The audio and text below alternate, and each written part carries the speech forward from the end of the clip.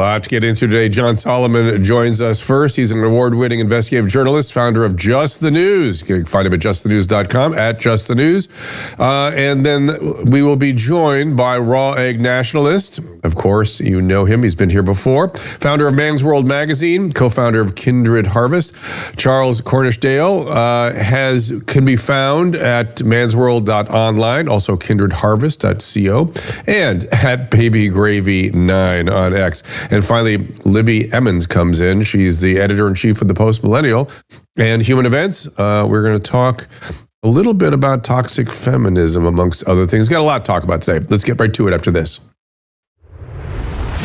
Our laws, as it pertains to substances, are draconian and bizarre. The psychopaths start this way. He was an alcoholic because of social media and pornography, PTSD, love addiction, fentanyl and heroin. Ridiculous. I'm a doctor, for sake. Where the hell do you think I learned that? I'm just saying, you go to treatment before you kill people. I am a clinician. I observe things about these chemicals. Let's just deal with what's real. We used to get these calls on Loveline all the time. Educate adolescents and to prevent and to treat. If you have trouble you can't stop and you want to help stop it, I can help. I got a lot to say. I got a lot more to say.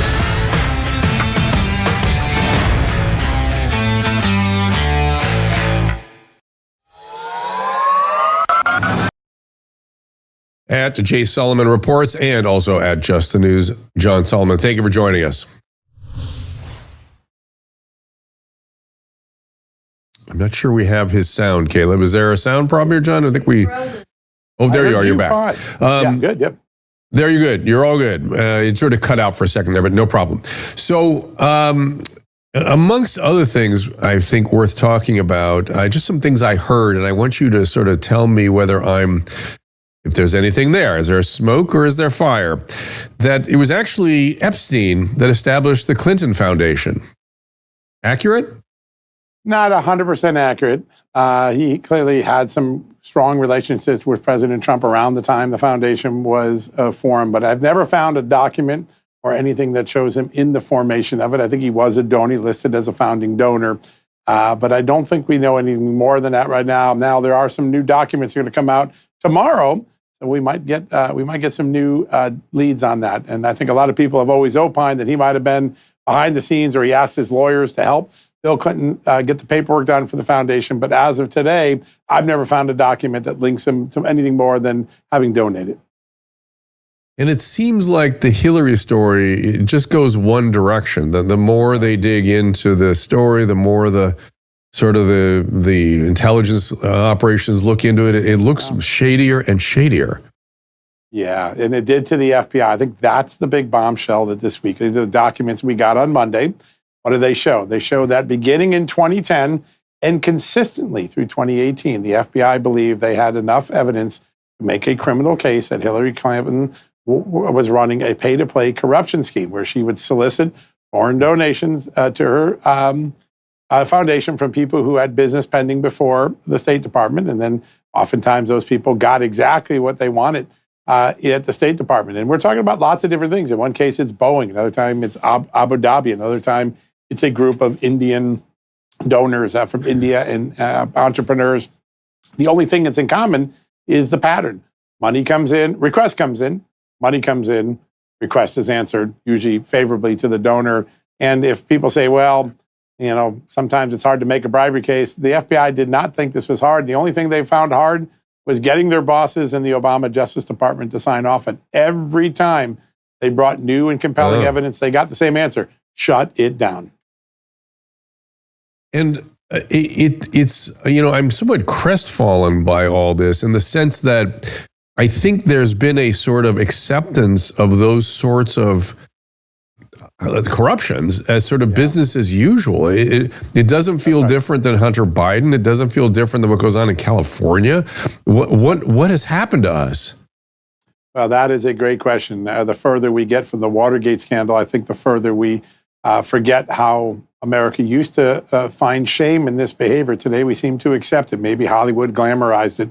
Maybe it's become all too common, but it shouldn't be. Government should never be for sale. There shouldn't be a for sale sign out in front of the State Department or the White House or the Congress. And yet too many times we see it time and again that that's what's really going on, that the donation and the promise and then the delivery of the promise come in such a sequence that Americans have every right to doubt really the integrity of their government now.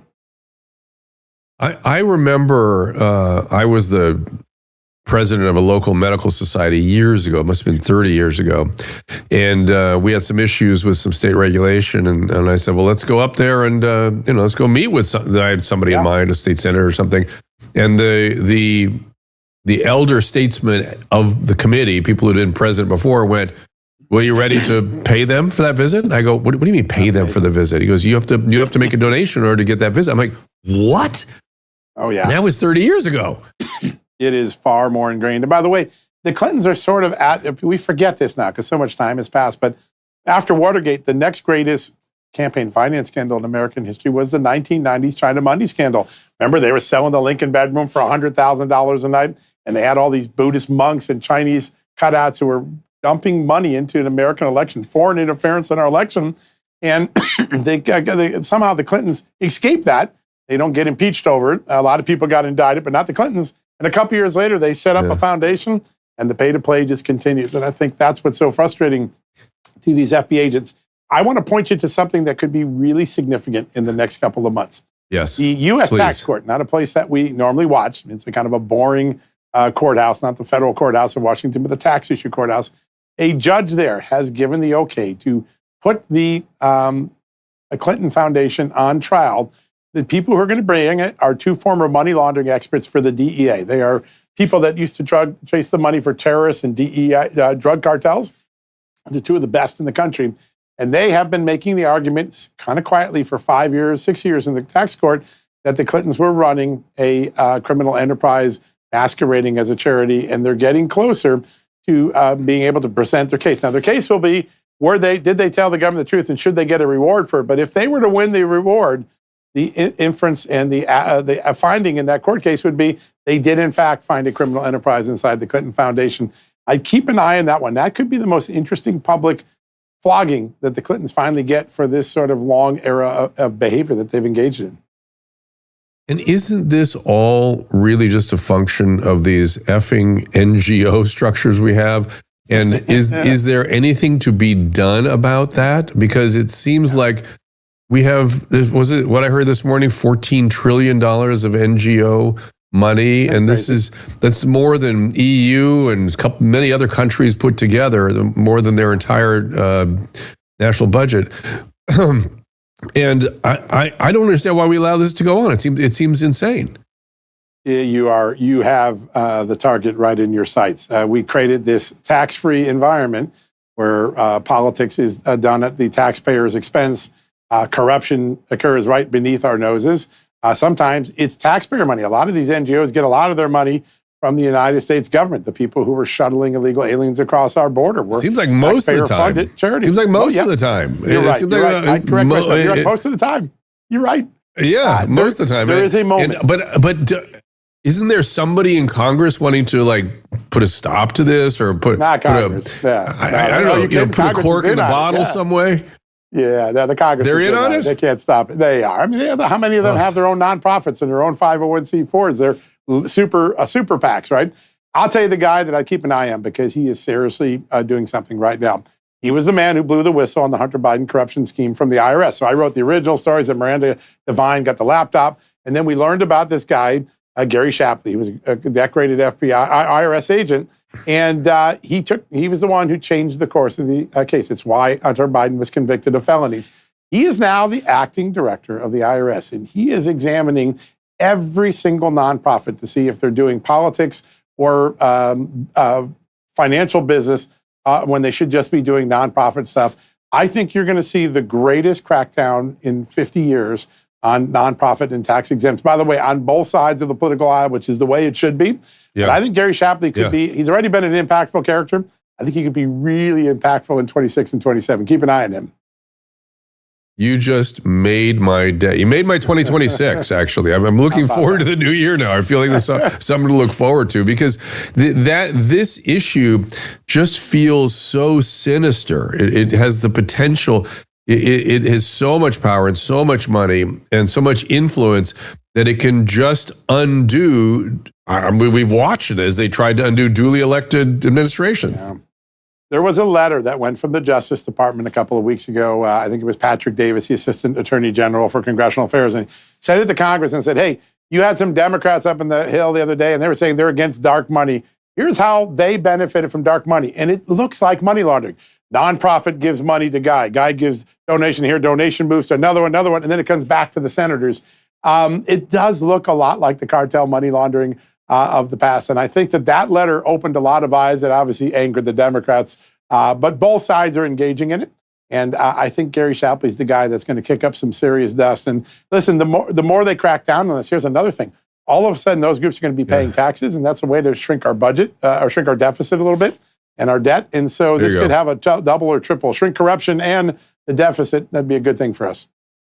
I love that. That's a good plan. It just occurs to me, what did I hear Kamala Harris saying, that Democrats need to be more authentic, they don't know how to be authentic yet. No kidding, Kamala.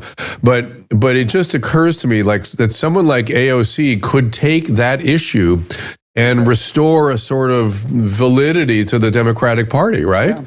Because she kind of flirts with it a little bit. She flirts with, everybody does this, they shouldn't do it, and she could really take it as an issue.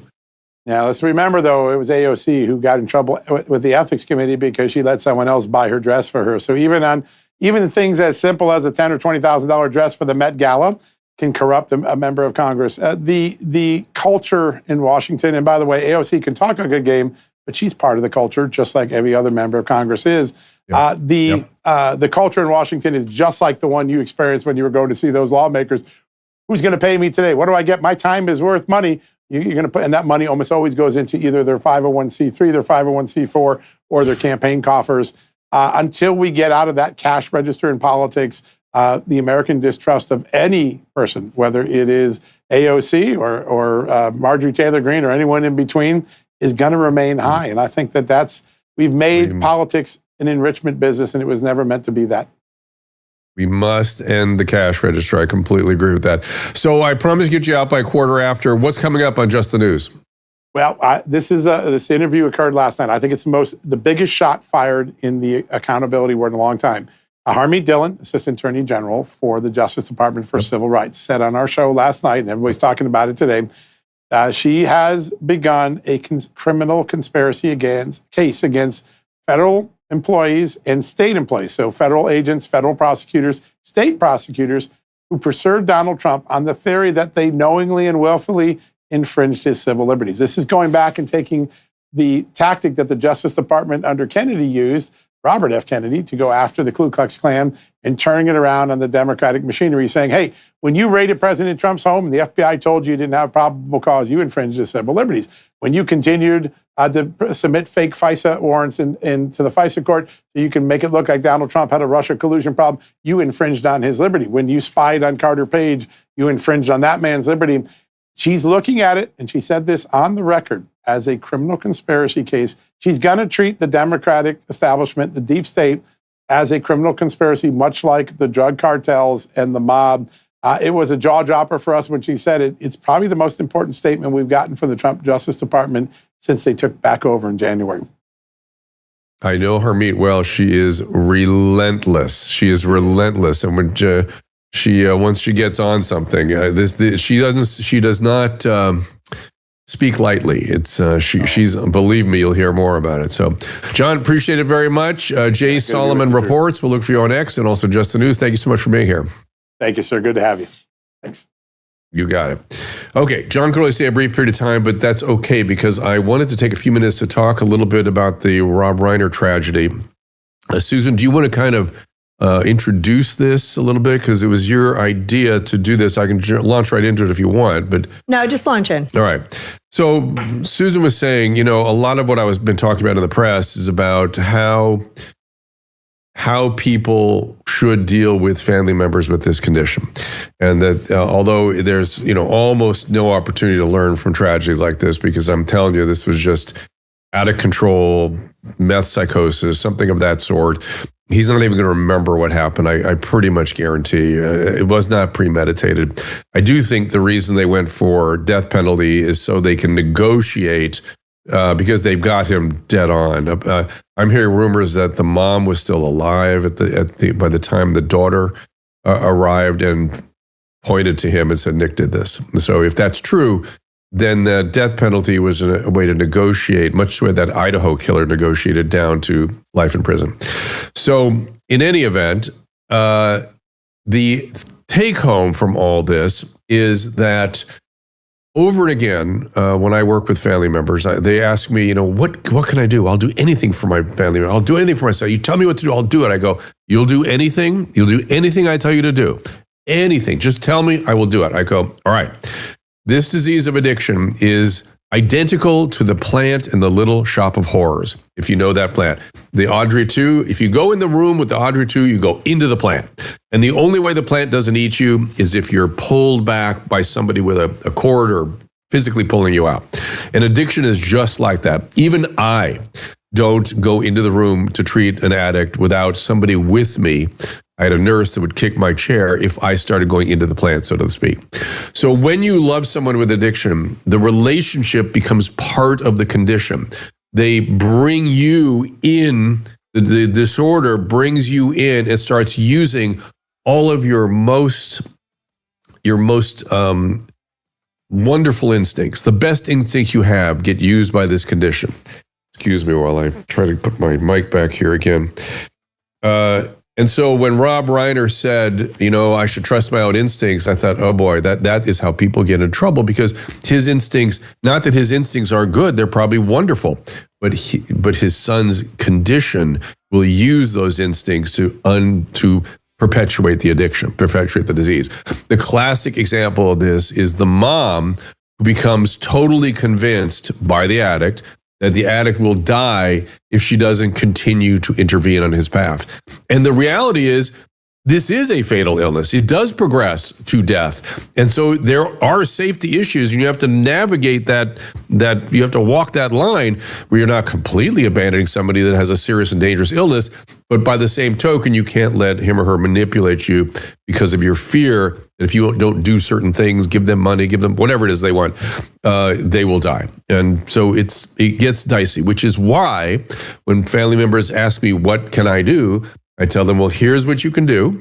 And if you do it, you'll be part of the solution. And if you don't do it, you'll be contributing to the demise of this person you love. And you'll say, you said you'll do anything for. So here's what you do.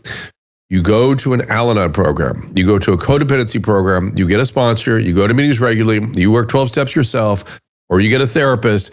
But actually, Al-Anon works better because you have to have somebody constantly available on phone, that would be your sponsor, to check in with before you interact with the addict and after you interact with the addict. Because every instinct you have, good instinct, will go wrong. It's how this works.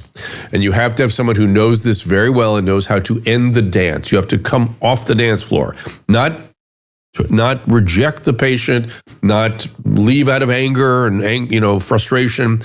Just calmly and with love, leave the dance floor and start having someone in your court so you don't go into the plant. Okay, coming up, Raw Egg Nationalist. We're going to talk a little bit about masculinity and his new book right after this. Next year, the national debt is going to hit $40 trillion. As insane as that sounds, it's even worse when you consider unfunded liabilities for Social Security and Medicare.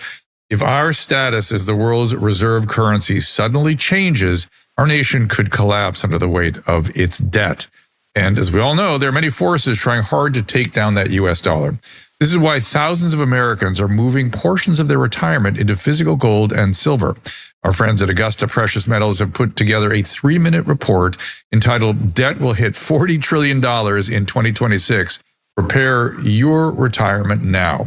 It details how a self-directed IRA with real physical assets may be the best option in 2025. Go to drdrew.com/gold. That is DRDREW.com/GOLD, or text Drew, DREW, to 35052. That's 35052. And you'll get instant access to this crucial report. If you have $50,000 or more in your IRA, 401k, TSP, or other retirement accounts, consider our friends at Augusta Precious Metals to give you the information you need to make an informed decision about your retirement. It's fine to fight for our nation's future, but we all need to protect our own futures first.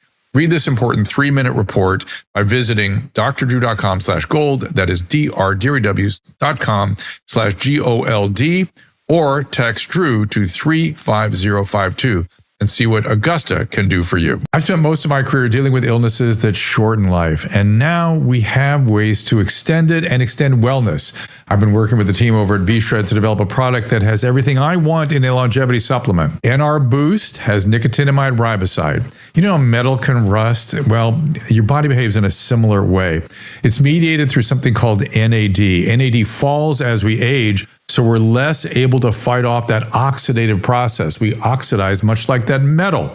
And NAD fights it, but nicotinamide riboside elevates NAD so we can push back on those oxidative stressors, improving health, improving longevity. The other product is Senosync, has fisetin, one of the key molecules to fight off zombie cells, and we've added resveratrol to that, which is a well-known anti-aging antioxidant again. I don't like supplements that have a ton of ingredients. To me, it suggests that none of it's working. When I prescribe a medication, I prescribe that medicine because I expect that to work. That is exactly what I've done with these products, and I want you to go to drdrew.com/vshredmd for 10% off. Again, that is drdrew.com/vshredmd. Smell is sexy. Or sushi. Or Dr. Drupinski. What?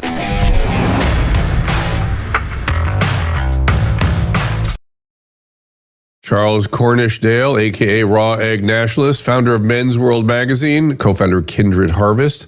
Let's put the new book up there, Caleb, if you would. You can find him on X at BabyGravy9. There's the book, The Last Men.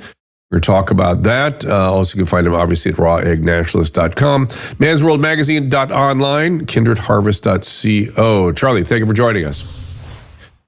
It's an absolute pleasure to be back with you, Drew. Thank you. So let's talk about the book. What are we going to learn? What prompted you to write it? And what's the nature of the crisis here for men, as if it's not obvious to most people? Yeah, well, so your viewers may remember, if they're familiar with me, that I was in a documentary in 2022 called The End of Men, Fox, Tucker Carlson's original documentary in 2022 about the crisis of masculinity, about what's happening to men, and in particular young men in America, but also actually more broadly throughout the Western developed world. And one of the main features, I think, of this crisis that actually is underappreciated, and that the documentary focused on, was testosterone levels in particular. So there's a civilizational decline in testosterone levels taking place. Testosterone, the master male hormone, which is responsible for muscle mass. It governs motivation, mood, libido, everything. It would be wrong to say that testosterone is the only thing that makes a man a man. The most masculine man in the world isn't the man with the most testosterone, but testosterone is a governing factor of masculinity, masculine behavior, and masculine biological development, sexual maturation, beginning from conception in the womb through childhood, teenage, and into adulthood. So there's this crisis of masculinity. You only have to look around you to see that actually, men really aren't doing very well. And there's a broad literature on on this crisis. You've got people like Jordan Peterson, Senator Josh Hawley writing about it, but none of them talk about the biological roots of the crisis. None of them talk about the civilizational decline in testosterone levels, what's causing it, why it's happening, and what the effects are, not only sort of physically, biologically, but also socially and even politically. So that's the real focus of this book. This book is really the first ever attempt to deal with the crisis of masculinity as a biological phenomenon driven by testosterone decline. And testosterone is actually a more sensitive hormone in terms of its circulating blood levels, free testosterone and production of testosterone than people imagine. It gets affected by a lot of things. So let's kind of run through some of the likely culprits here. There's a book called Estrogen Nation out there about plastics and the effects of and many environmental. Maybe you want to list some of the environmental, your favorite environmental attacks on testosterone. Yes, so harmful chemicals, and in particular plastic chemicals, they're often referred to as endocrine disruptors. So the endocrine system is the body's hormone system, and these chemicals mimic natural hormones, mainly estrogen, within the human body. So it's like actually getting a dose of hormones. So let's say, for instance, you drink bottled water, you drink water from a plastic bottle. Well, that water will be contaminated with plasticizing chemicals. It will be contaminated with phthalates, with BPA. You'll get microplastics as well, which are tiny, tiny slivers of plastic that are, worn off the surface of the plastic, and you ingest those as well. And these substances, like I say, they mimic estrogen in the human body. So what they do is they upset the delicate balance between testosterone and estrogen. So, testosterone and estrogen are essential for both men and women, but just in different ratios. And if you throw off those ratios, then you can have all sorts of terrible effects. And of course, there are certainly nutritional aspects, and alcohol and cigarettes and cannabis really lowers testosterone like crazy, in fact. And then there are behavioral or interpersonal or environmental factors. I don't know if people are aware that when a man gets a new job or goes into a leadership position, testosterone goes up. And much to the on the opposite side of the spectrum, when he's put down and diminished and marginalized and told that he's not worthwhile, it goes the other way. And it certainly feels like we have been in a phase where men generally have been told that they're worthless. Yes, yeah. Oh, absolutely. So, the book doesn't just focus on environmental factors. It doesn't just focus on lifestyle factors, the fact that we're getting fatter, the fact that we're more stressed than, we ever were. Modern humans are subject to chronic stress in a way that our hunter-gatherer ancestors never were. They were subject to acute stress in particular situations, hunting animals, being hunted, fighting. But we are subject to chronic stress all the time. But yes, there's this kind of behavioral aspect as well, where, if you're not given if you're not given opportunities rather to behave like a man, and to do things that are satisfying as a man, to win, to compete, to find a mate, to find a romantic partner. All of these different things also have effects on testosterone levels as well. And so actually you end up in what's basically like a downward spiral. We've got all of these environmental factors that are affecting men and making it much more difficult for men to be men, lowering their testosterone levels. But then you've also created a society that actually doesn't give men any sort of real outlets for masculine behavior and for their masculine impulses. And so it's a spiral. It all feeds into, all these factors feed into one another. And they're really, that's the reason why this crisis actually is so serious and is taking on this basically civilizational character. Well, there's also a population collapse on the heels of this if we're not careful. We have to really have a problem here. But it seems like in recent couple of years anyway, that there are men who continue to slide down this slope that we're talking about here, and I don't see them getting much better. But I also see others who are kind of stepping up. Adam Carolla calls it safe spaces and octagons. I called him the other day because Trump said he's literally going to have an octagon at the White House. I'm like, they're actually putting an octagon there. But there are men who are showing interest in more masculine outlets. The problem is, and you tell me if this is true or not, that one of the things that people don't appreciate about men, when you push them down or you tell them they're worthless or you abuse them in some way, they go quiet. They go underground. They go into the cave.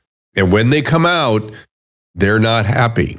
So it can create a rebound. And thus now we have the Nick Fuentes thing, and you have all these other things that are maybe going too far in the other direction.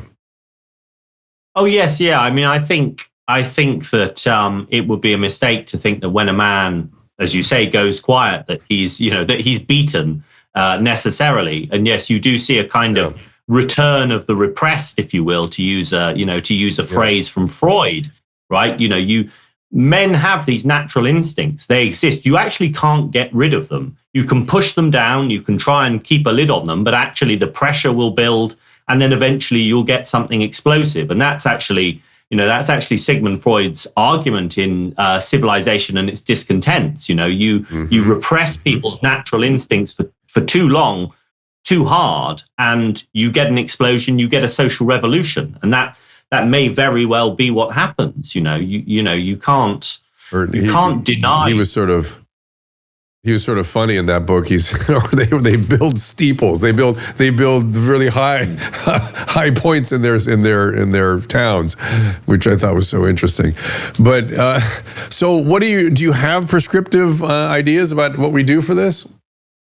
Yeah, of course. So, I mean, the book is a description, is a diagnosis of a very grave problem, and I think it will worry people when they read it. That like the scale of the problem, it's really that grave. But no, there are also prescriptions as well. There's also very simple advice.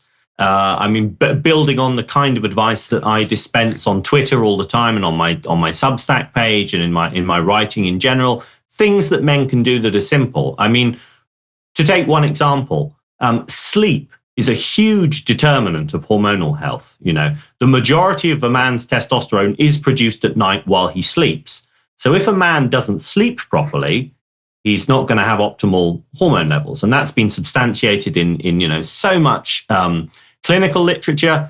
And there have been studies that show, for example, that if a man improves his sleep from 4 hours to 8 hours a night, he can actually double his testosterone. So if you could actually get a hold of your sleep, and most people don't sleep very well these days, it seems to be the case that people sleep worse and worse as time passes. And, there are all sorts of culprits, things like mobile phones, for example, ambient blue light, etc., that is disturbing the circadian rhythms, making it harder for us to sleep. So if you take your sleep seriously, you can actually, have a seriously transformative effect on your hormonal health. There are all sorts of other things as well: working out, cleaning up your diet, minimizing your exposure to these harmful chemicals we were talking about earlier, endocrine disrupting chemicals. Stop using plastic as much as you can. Don't microwave food in plastic containers.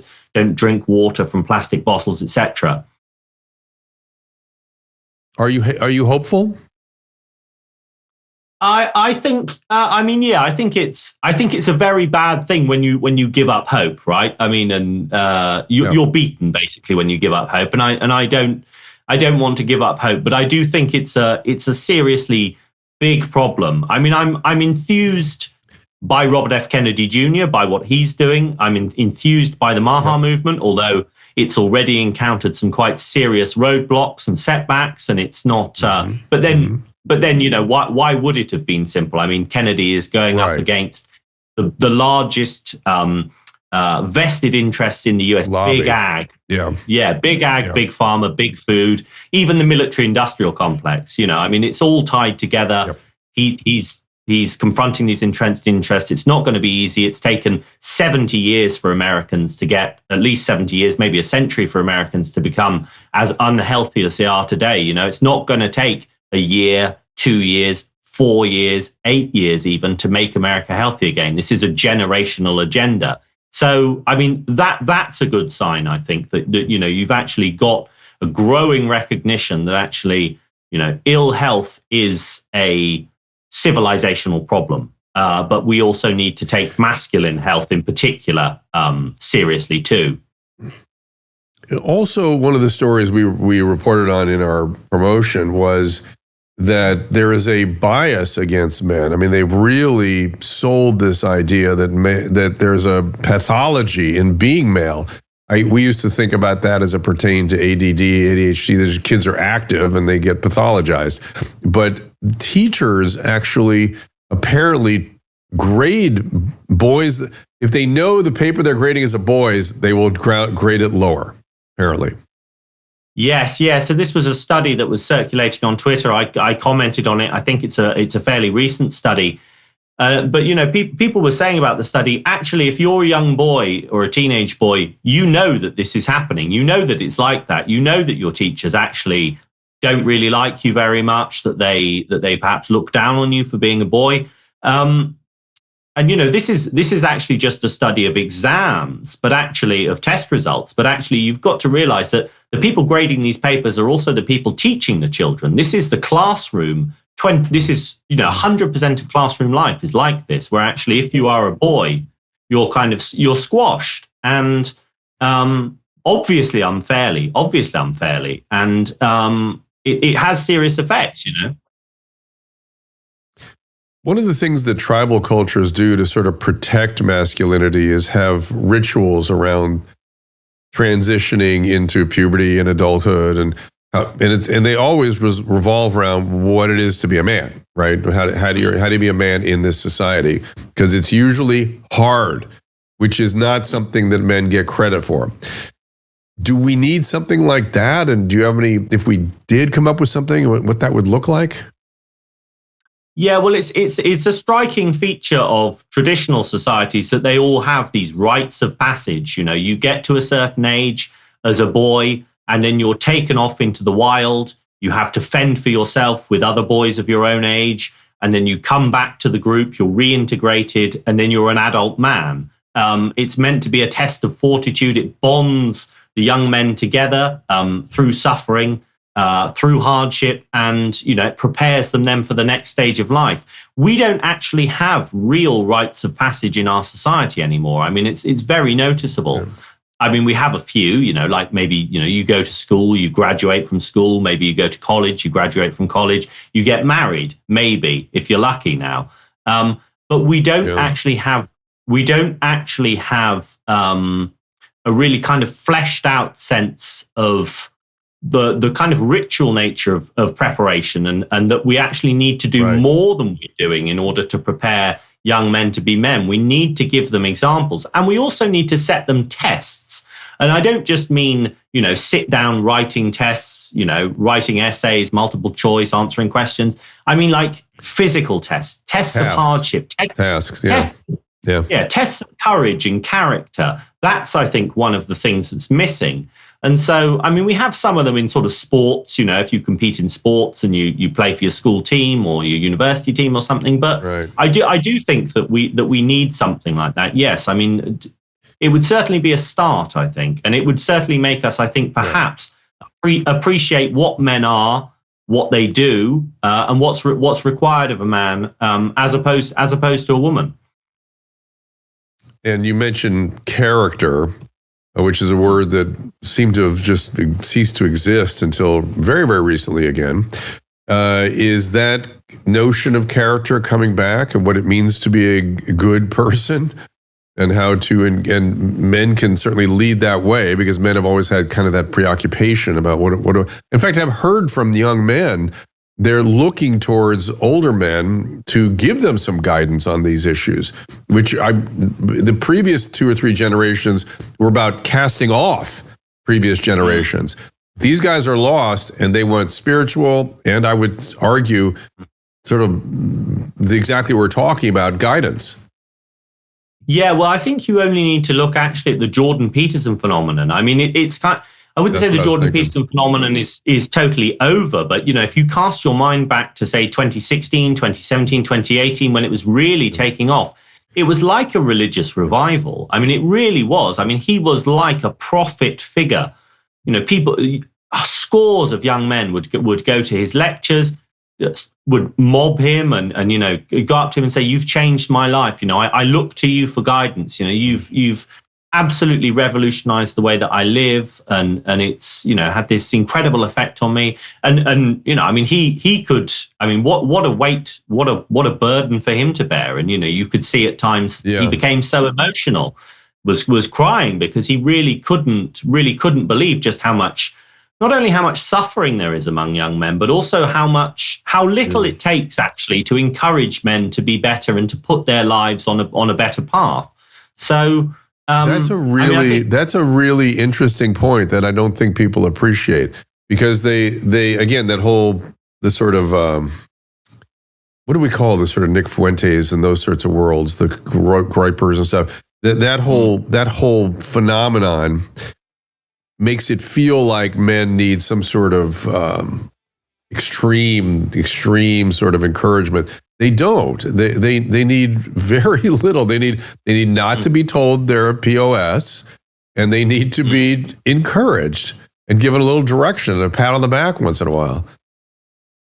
Yeah, well, I mean, I think if you tell people that, if you tell a man he's a POS enough times, he's going to say, okay, well, if he has any spirit as well, this is the thing, okay, I am a POS, and you're going to see exactly how much of a POS I am. So it is about messaging. It is about the right kinds of encouragement, the right kinds of mentorship, and for so many men, especially if they grew up, say, grew up in a fatherless home. They've not had a single positive male role model in their lives. And so actually you could do so much good just with a very, very little bit of precisely directed mentorship. Yeah, you drop a lot of words that I think must always be part of your conversation, but they're actually very profound. Character, mentor, I forget there's some of the other things we mentioned, but these are all really important and very deep and complex topics. Is that all in The Last Men? Yeah, there's plenty of that. There's it approaches the problem from multiple different levels. So it approaches the biological, there's social, political, but also philosophical as well, because it is a complex problem. This isn't a problem that has a single cause. There isn't a single sort of thing you can point your finger at and say that's to blame for why young men are in such a state today. So I treat all of these things in depth. Well, we've got to get the book, because if we're going to solve this problem, we need to be educated. We need to have a plan. We need to know the breadth and depth of the problem, and then we need to think about what we can do to help solve it. But you're right. It is not a monolithic problem. It has biological, it has environmental, it has interpersonal, it has political, philosophical. When you say philosophical, my last question is, anything specific you're coming upon there? You mean Stoic type philosophy, or what philosophy did you sort of dig into from the standpoint of this problem? Well, actually, so the title of the book, The Last Men, is actually a reference to Friedrich Nietzsche and to Francis Fukuyama, who was an interpreter of Friedrich Nietzsche. And I leave it quite open-ended, but I ask questions about the nature of liberal democracy as a political system. And whether liberal democracy actually offers enough satisfying outlets for men to be men. And it's an open question, and you'll need to read the book to see the conclusions that I come to, or the questions that I ask. But fundamentally, is the world that we have created fit for men? Does it allow men to be men? And if it doesn't, what does that actually mean? Or is there a way to harness it within the world we have created and give it a form and expression? All right, my friend, appreciate you being here. Let's get the book. We'll look for you online. Is that really your Baby Gravy 9? Is that actually your X handle? It is, yeah. Unfortunately, it was one that I chose very early on when I had no intention of ever being, like a public figure, but it's stuck. Fair enough. It's hard to forget. Egg Nationalist.com. We appreciate you being here. It's a pleasure. Thank you. I have a tidbit of information from Peter Galuli. We have a microplastic. I text him. I go, do we have something that detoxes the we do. plastic out of it? It's called Plas Detox. Yes, we do. And if you go to DrU.com/TWC and look in their supplements for detox, or put it in the little search engine, you'll find it. It's a difficult topic. I've looked into it a bit. It's a challenging area, but there are a couple things in that supplement. There's some things in it that I'm not thoroughly convinced will deal with microplastics, but there are some things in there that I am convinced could be helpful. I can't tell you exactly what it is because it's kind of blurry when you try to look at the ingredients, but I don't know. They're mostly gut bacteria kinds of things. Yeah, and then go over there and buy an emergency kit for your grandma for Christmas. Yeah, fair enough. But I don't mean to be plugging it, but I just asked Peter, who answered me right away, which is really cool because he's the CEO of a big company. But It's called Plast Detox, and they say it's been formulated for this. So, I mean, if it helps it, who knows? It certainly would not hurt. That's for sure. Maybe I should take it because I love bottled water. Yeah. See, I worry about bottled water for that very reason. That's exactly right.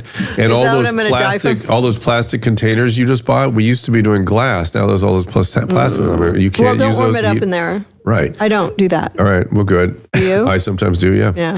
And microplastics, it's not like I see patients and go, oh, look, the liver's loaded with microplastic. There are not medical problems associated with microplastics. It's not like you're going to poop out a bunch of plastic if you take this.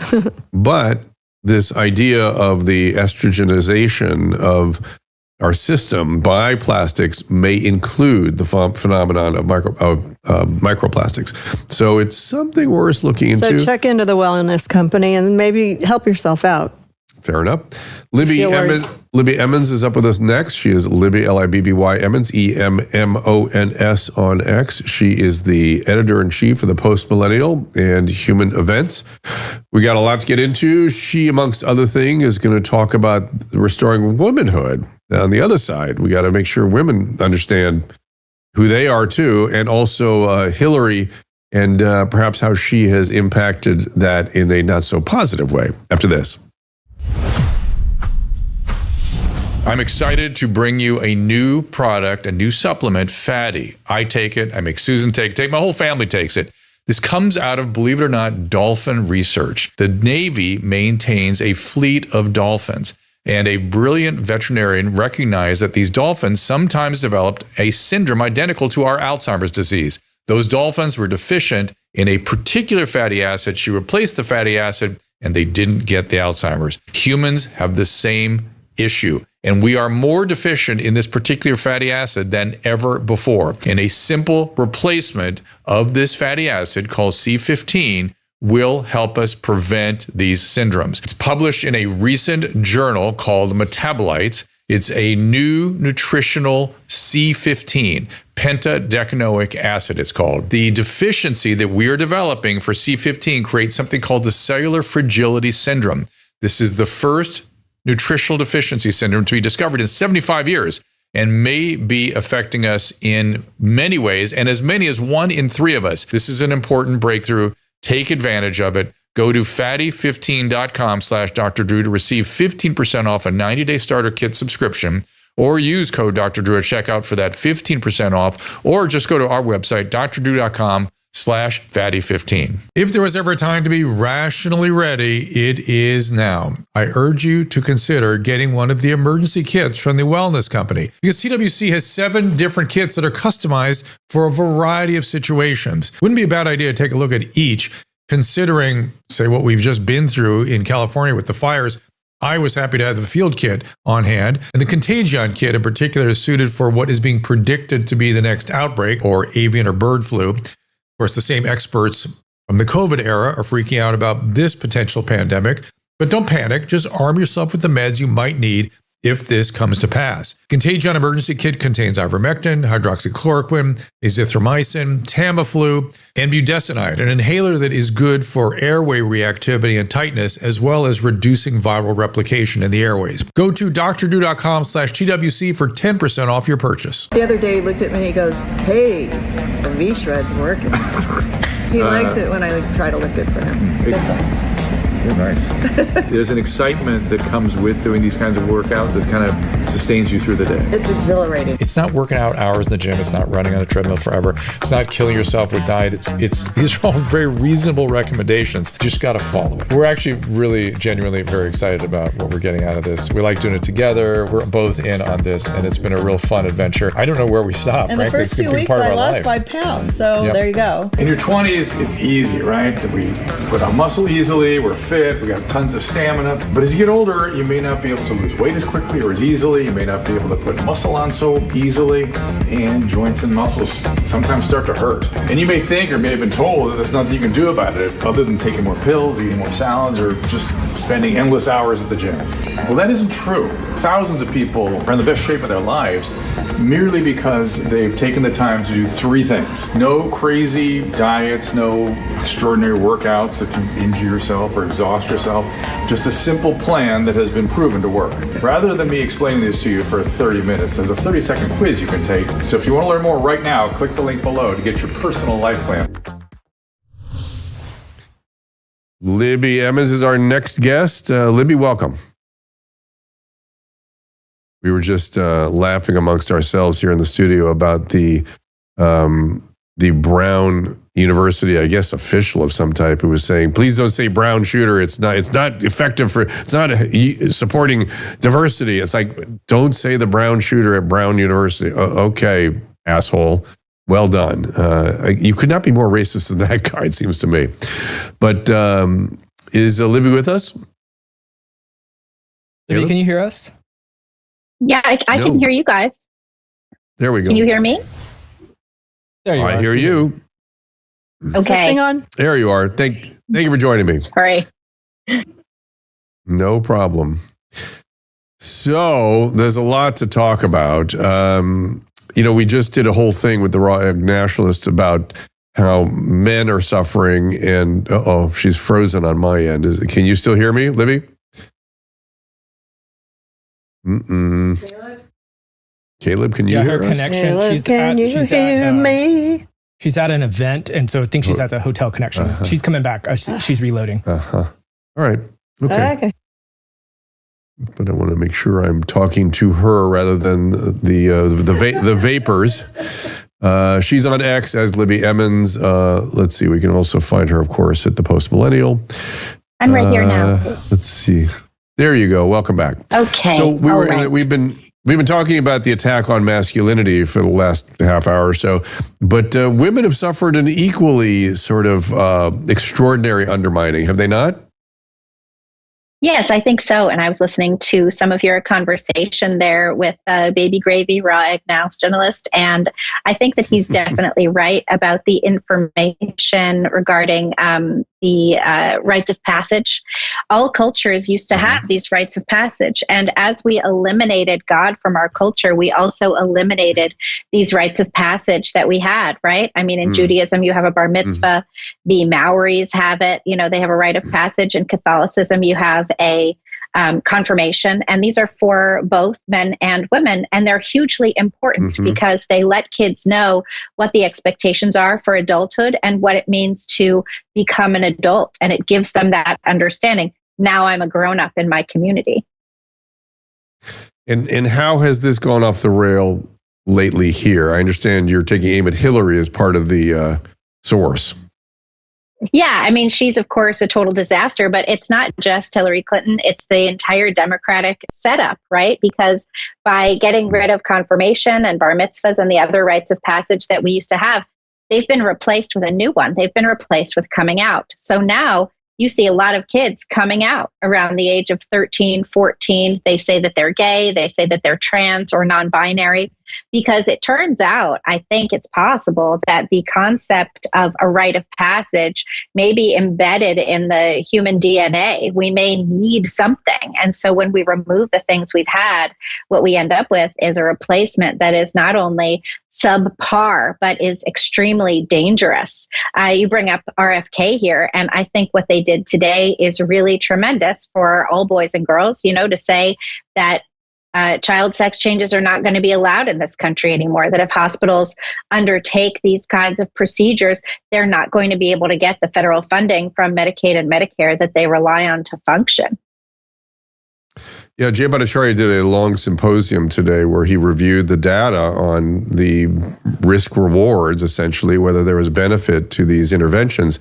And it just wasn't there. And most of the Western world has caught up with that. And it's like, it reminds me so much of the opioid thing. And they actually did, one of the scientists did bring up what's called the Porter-Jick letter, upon which all the opioid prescribing was sort of hung on that letter to the New England Journal of Medicine.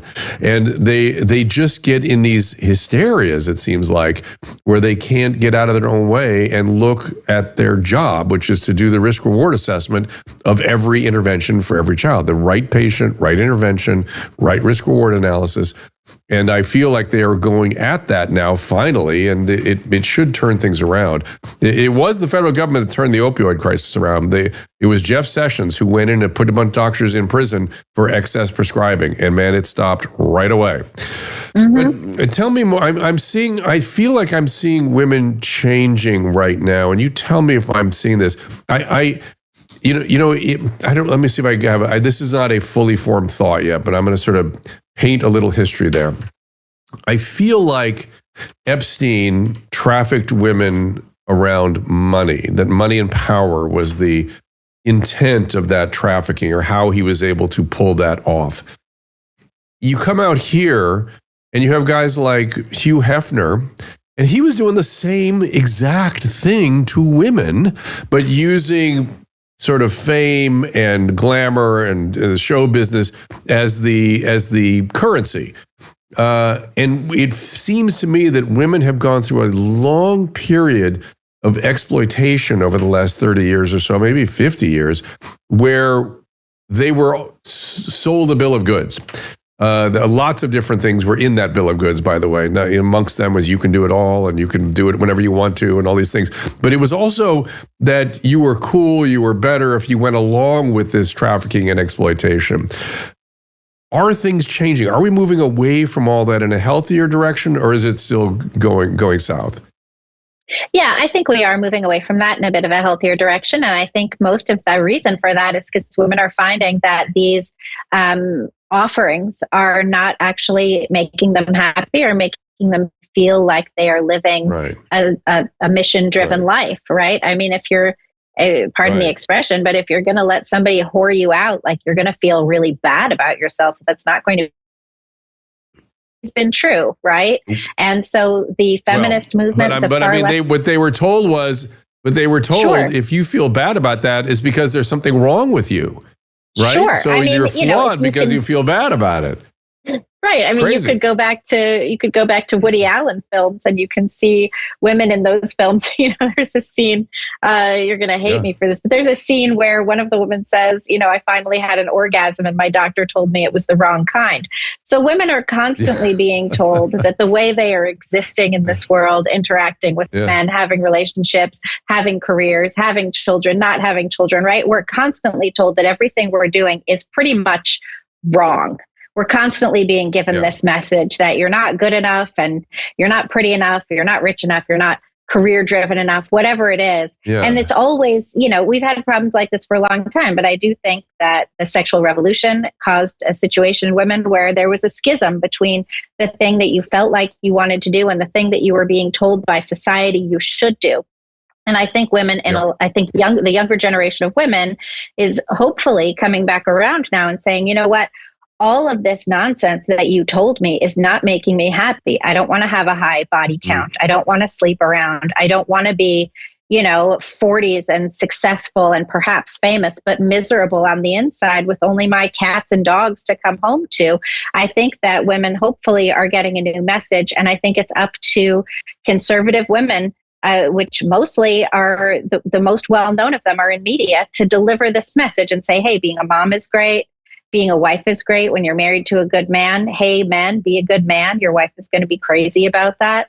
Create families, create the building blocks of society that we need to have a successful nation, and that we need to have joy in our lives. That's really pretty fundamental. And it does need to be a collaboration with men. And maybe that's what I'm sort of sensitive to. I'm hearing more sort of, advice type posts on Instagram and things about women talking about, what they've been sold that's inaccurate and what does make for a good relationship, what does make men happy. And I think that's moving in the right direction, and also a spiritual life. Yeah. And I think also when women give up their virtue, which is something that I know Erica Kirk has talked about and others have talked about, but when women give up their virtue, men hate them, because suddenly, what's so great about this woman? She's been used by everybody. Why would I cherish her? And when men give up their masculinity, women say, what's so great about this man? How can he protect me? How can he, lead a family? How can I rely on him? And I think we need to get back to some of these basics. There's a reason that There's a reason that, dads used to tell their daughters, no, you can't go out all night. There's a reason that men used to open doors and stand up for the women that they were, in love with, and take care of them a little bit. And I. She'll be back. Just a little frozen there. I want to recommend a book to her. I don't know if she can hear me yet. You agree with that? But do you agree with that, her, though? I mean, yeah. What do you think? It's just such a different era now. Right. To go back in time and change things the way they were it's going to be hard to impress on men and women. We'll see. But thanks for jumping back here. But I'm going to recommend a book to you. Maybe it's already in the lexicon right now, but it was really good. From like the mid 80s, I'd say. It was a woman who wrote this as most of it as her senior thesis at Williams College. And the book was called A Return to Modesty. And it got a bunch of traction, and then it was condemned and sort of buried. But I'm telling you, she really does a good job of building the exact case you're talking about, and what the history is and how it works and why it should work that way. She was, I don't know what happened to that woman, but she's somebody that, am I speaking a book that you already know about? No, I don't know this book. It's called A Return to Modesty. I'm going to see if it's still available, because it was really, really good. And it's probably out of print, but hold on. In any event, are you prescribing anything particular for women? Am I prescribing anything? There's one thing that I will say, which is when you fall in love with that guy in high school or college and you think that maybe he's the one, don't put off marriage and kids because you think there's something better waiting for you down the line, because there probably isn't. No amount of fame or fortune or career success is going to match the joy that you can get from raising children and watching them grow into the future. And when you have kids too, it's sort of like a time machine. You can see into the future when you have children. You can't do that if you're just by yourself. Well, you see the book there. It's Wendy Shalit was her name. I remember it now. But look, I didn't have very good luck in high school, so I don't know. But I will say even more strongly that people, what's life? What's the meaning of life? Why are we here? It's very simple. You're here for the next generation. That's it. That's why you're here. You're here to pass your gene along and then raise them in such a way that they can thrive and flourish. That's the meaning of life. And if you don't do that, okay, great, but you're going to have trouble finding meaning. Yeah, I think that that's true. And also, I think that we are here to share the love that God shares with us, with each other. And as soon as we get rid of God and we get rid of morality, we hate ourselves. We hate each other. We hate our children. That's what's going on here. We have a situation right now. This is something I just wrote about in the New York Post today. We have a situation now where Kathy Hochul, the governor of New York, signed a bill into law allowing assisted suicide in that state. What kind of compassion is the government offering when it's encouraging you to kill yourself, right? What kind of doctors would possibly sign on to this? Probably the same doctors that sign on to transing kids and abortions.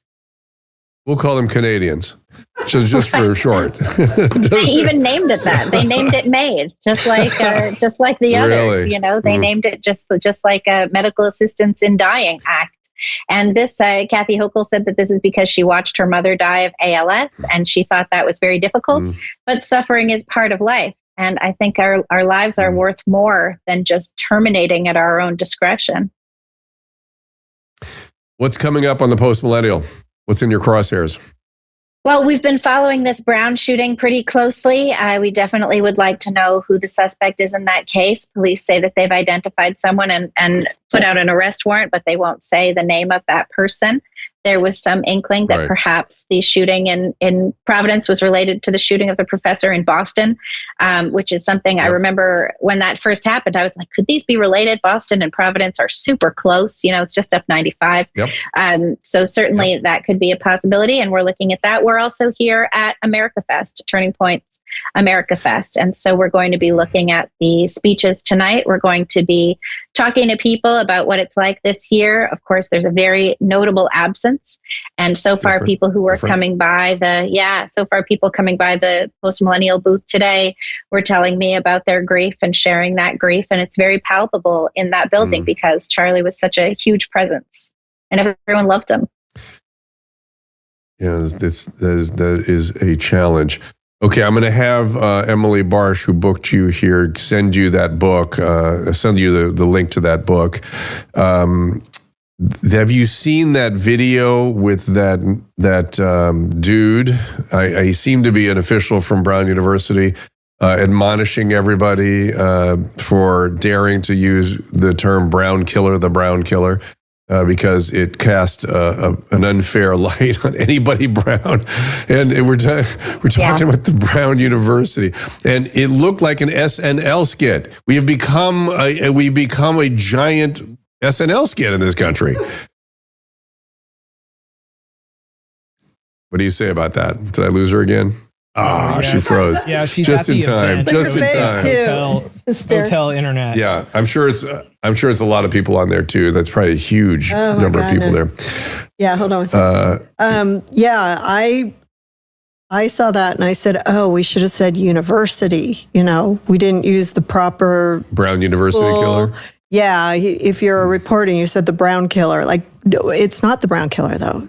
You got that wrong. Look, how dare you? There could be nothing more racist than being so aware of race that you can't allow people to speak freely. I wouldn't have even thought about him being brown. You know what I mean? I would have just said, it's the brown thing. But think about what that guy's motivation is. I'm going to tell you how to speak. You need to listen to me. You need to try harder. These are dangerous people. You need to try harder. These are dangerous people that do stuff like that. Really, really. If people were saying something racist, by all means, but it's dangerous. Go ahead.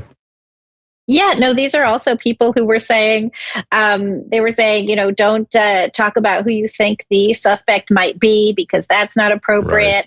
And don't go around saying that you think it might be this person or that person because that's mean to that person. And that's part of this whole thing, right? Where we have a lot more sympathy for the people who commit crimes than the people who are victims of them.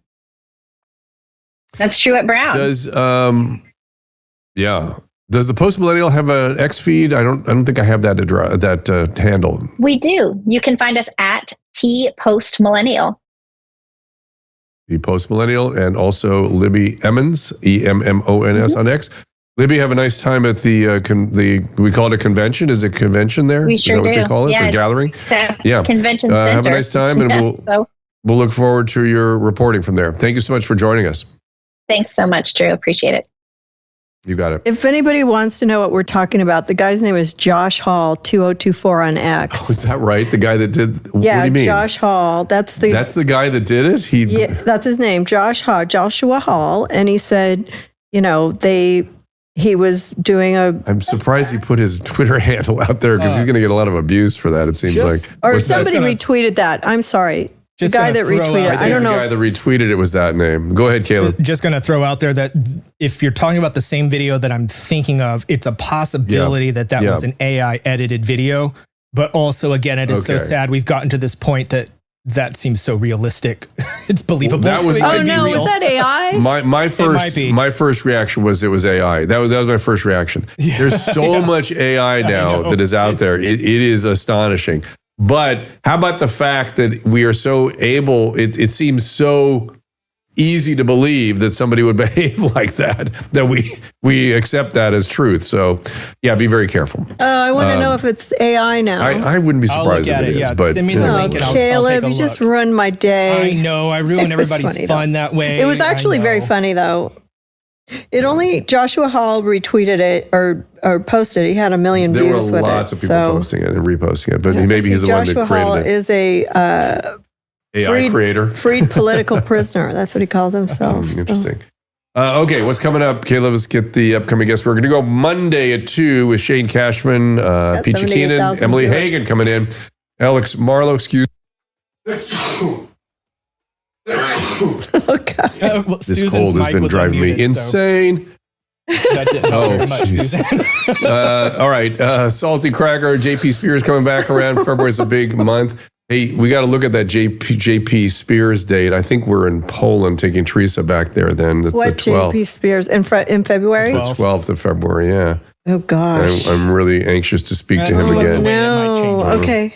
Sorry, Emily. We can get him back. Yeah, he'll probably cancel anyways. No.